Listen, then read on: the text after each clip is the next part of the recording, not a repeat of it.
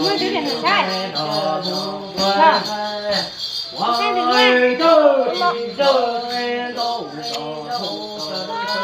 Đường hết quay đâu. Bắt mau quay bắt mau à.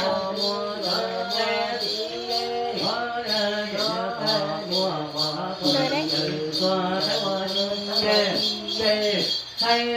Không có. Quay mẹ nhá. Không quay mẹ đâu.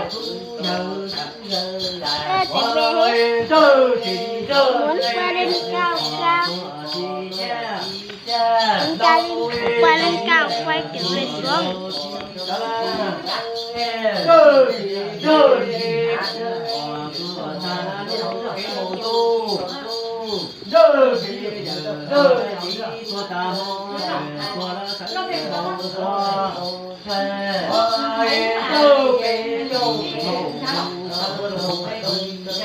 Tiếng này làm gì? Cao rồi. Cao hơn đấy. Sơn, sao không học? Thấp xuống nhanh nhanh. Sơn, nó thấp xuống nhá. Đang thấp xuống nhá. Lúc đấy là sao nó cao là kiểu nào? Thấp xuống thế này thôi.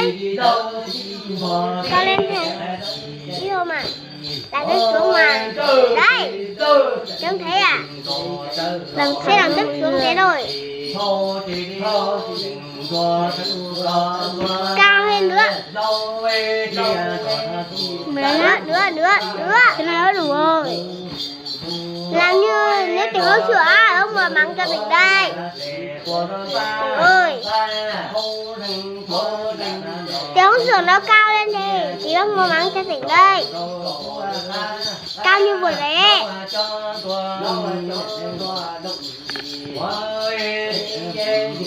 Thế này ơi. Sao áo son nó nhằm cao quá rồi. Lúc này nó bằng này ơi.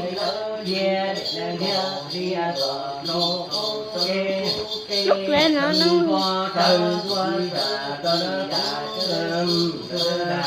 nhưng mà thì làm cho thấy mọi người.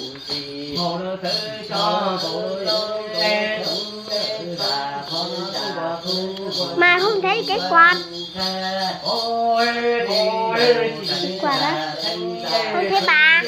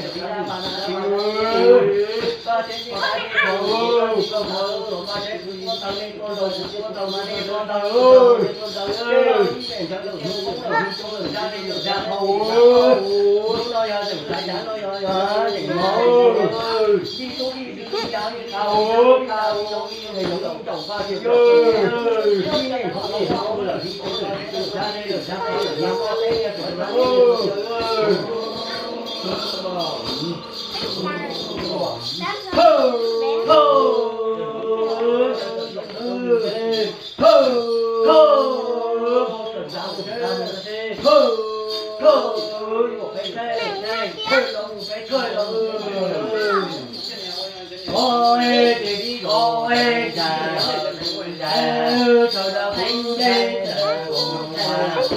Ra chung.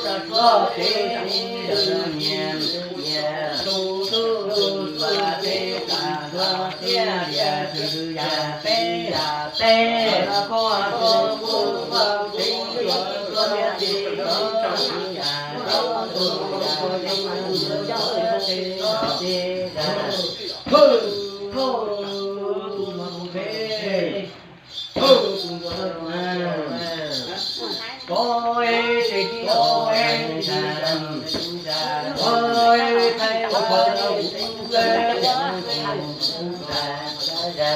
cờ đà ô cá đà thề thì ô đà ô cá thề thì qua ôi ôi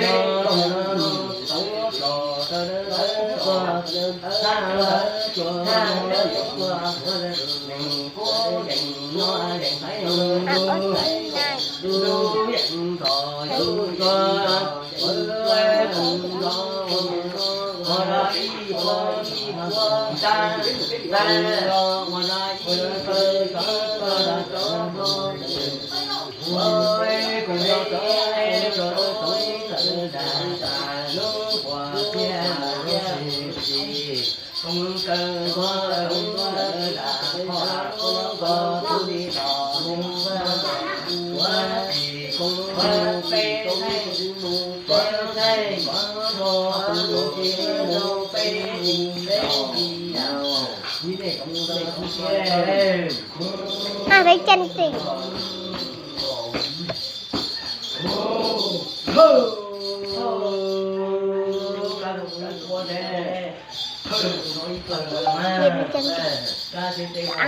Ông kia nữa.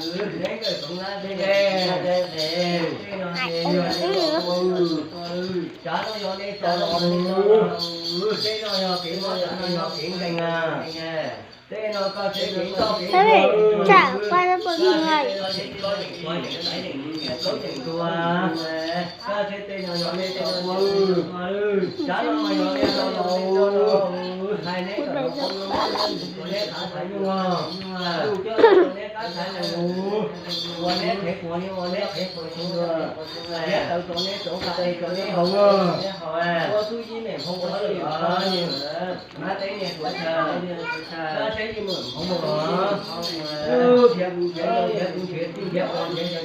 Ui, bỏ nâng ra.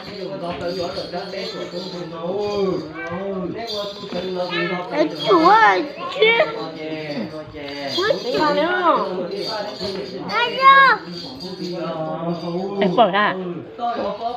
Mà có.